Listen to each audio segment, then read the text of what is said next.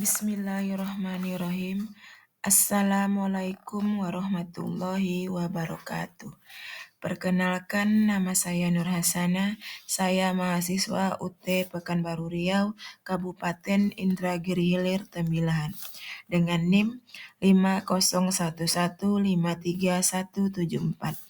Baiklah, pada kesempatan ini saya akan coba mempresentasikan tugas diskusi pada sesi 7 mata kuliah MPDR 5302 Studi Komparatif Pendidikan Dasar di berbagai negara.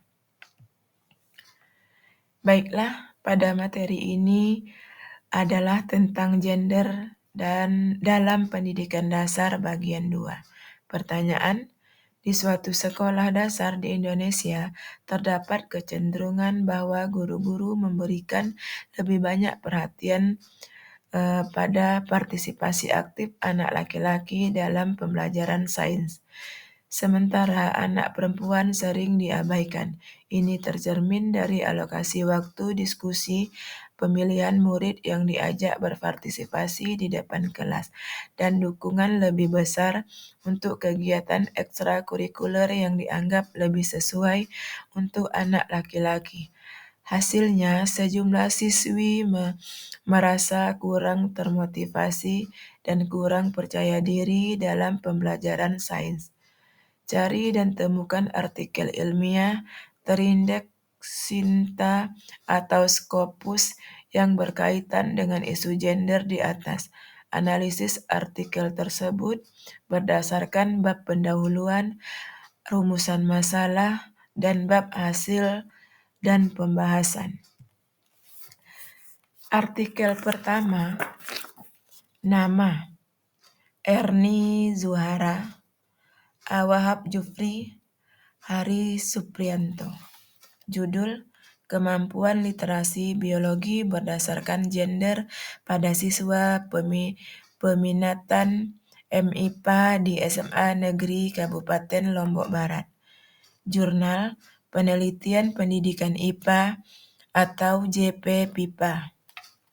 DOI 10.29303/JP-PIPA V511.234. Rumusan masalahnya: penelitian ini bertujuan untuk mengetahui kemampuan literasi biologi berdasarkan gender siswa peminatan MIPA di SMA Negeri Kabupaten Lombok Barat. Hasil penelitian, siswa laki-laki lebih dominan di level 1, level 2, dan level 3 literasi biologi. Siswa perempuan lebih dominan di level 4, level 5, dan level 6. Secara keseluruhan, kemampuan literasi biologi siswa lebih tinggi di level 3. Terus, penjelasan level literasi biologi. Level 1, pengetahuan terbatas. Siswa hanya bisa mengingat fakta dasar dan menggunakan dalam situasi yang sudah dikenal. Mereka tidak bisa menjelaskan konsep biologi dengan mendalam. Level 2, penjelasan sederhana. Siswa bisa menjelaskan konsep-konsep biologi secara sederhana dan membuat kesimpulan dari pengamatan yang mudah. Mereka mulai menghubungkan pengetahuan biologi dengan konteks yang lebih mudah dipahami.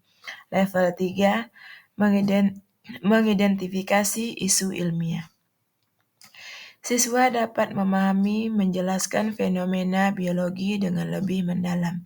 Mereka mampu menghubungkan berbagai konsep biologi untuk menjelaskan situasi dunia nyata. Pembahasan kesetaraan gender. Meskipun siswa laki-laki lebih dominan di level 1, 2, dan 3, siswa perempuan mendominasi di level 4, 5, dan 6, menunjukkan kemampuan mereka dalam memahami dan mengaplikasikan konsep-konsep biologi yang lebih kompleks. Hal ini menunjukkan bahwa perlu ada pendekatan pembelajaran yang lebih mendalam dan berbasis eksperimen untuk semua siswa tanpa memandang gender.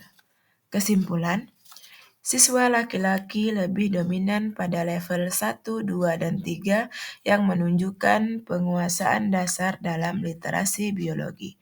Siswa perempuan mendominasi pada level 4, 5, dan 6 yang menunjukkan kemampuan dalam mengaplikasikan pengetahuan biologi dalam konteks yang lebih kompleks.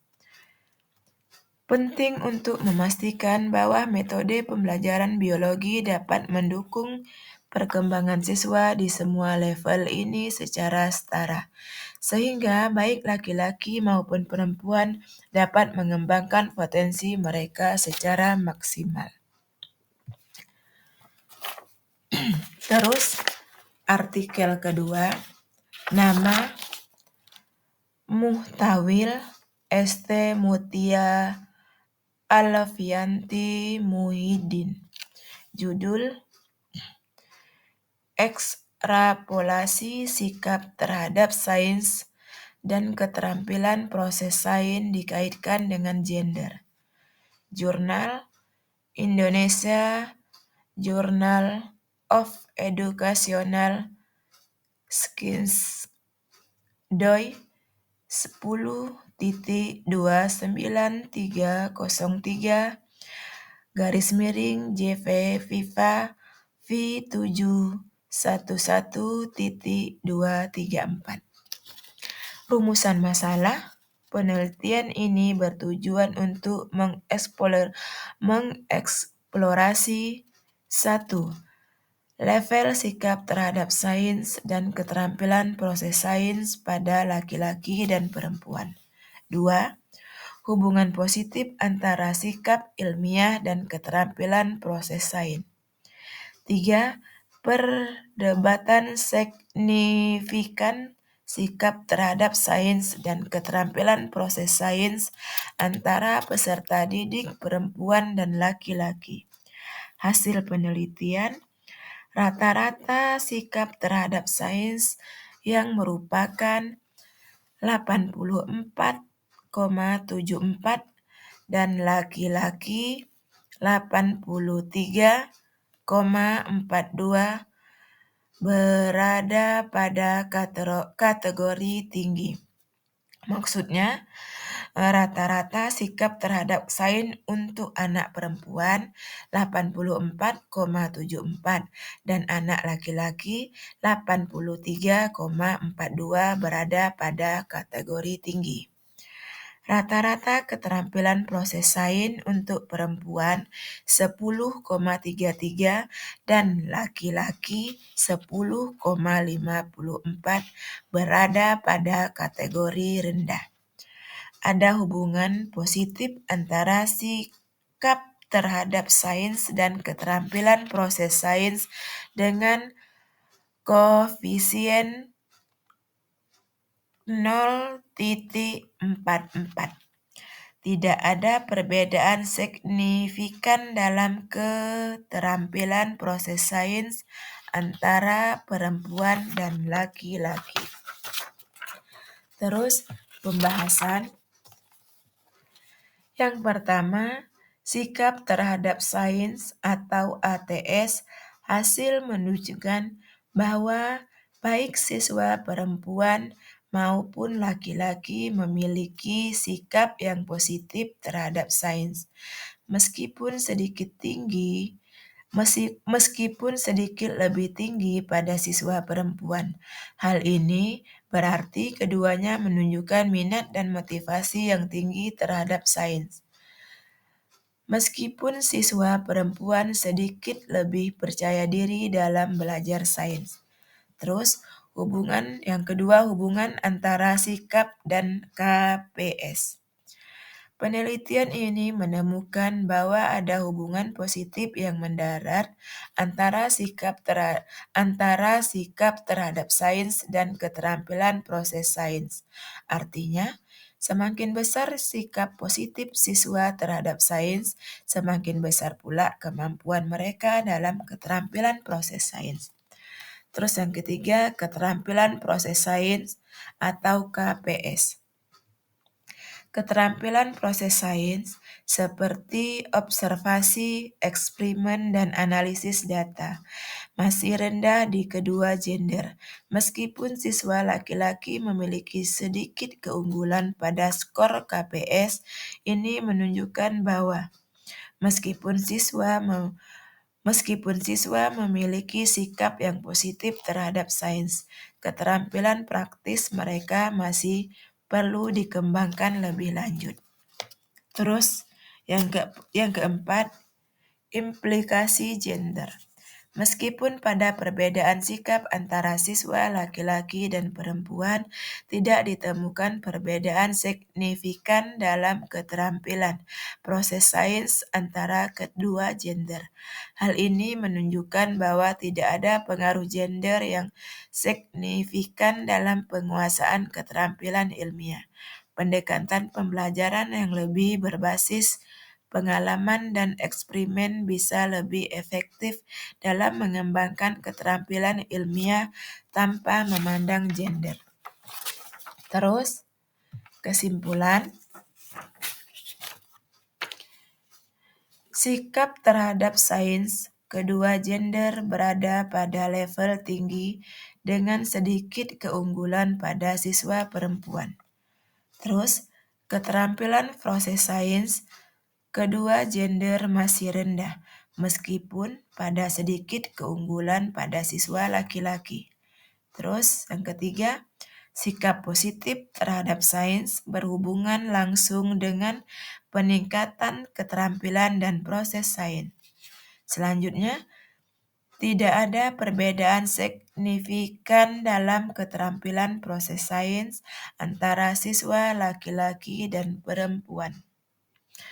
Temuan ini menekankan pentingnya pendekatan pembelajaran yang berbasis eksperimen untuk meningkatkan keterampilan proses sains serta mengatasi bias gender dalam pengajaran sains. Terus, aspek pada artikel 1 literasi biologi, aspek fokus penelitian, literasi biologi berdasarkan gender. Sedangkan metode penelitian deskriptif kualitatif tes literasi biologi. Hasil penelitian perbedaan gender dalam kemampuan literasi biologi. Terus pembahasannya, siswa perempuan lebih unggul pada level tinggi dalam literasi biologi. Kesimpulan, siswa laki-laki dominan di level rendah, perempuan di level tinggi. Itu untuk artikel 1 literasi biologi. Sedangkan artikel 2 sikap dan keterampilan proses sains. Kalau fokus penelitiannya, pada artikel 2 ini, sikap terhadap sains dan keterampilan proses sains berdasarkan gender. Sedangkan metode penelitian pada artikel 2, kuantitatif, angket sikap terhadap sains dan teks keterampilan ilmiah. Hasil penelitian, perbedaan gender dalam sikap terhadap sains dan keterampilan ilmiah. Terus pembahasan pada artikel 2 ini, siswa perempuan lebih tinggi sikap terhadap sains, tetapi keterampilan ilmiah masih rendah. Kesimpulan pada artikel 2 ini, sikap terhadap sains tinggi di kedua gender, keterampilan ilmiah rendah. Terus hanya ini yang bisa saya sampaikan pada sesi diskusi ini, dan saya akhiri dengan ucapan Assalamualaikum warahmatullahi wabarakatuh.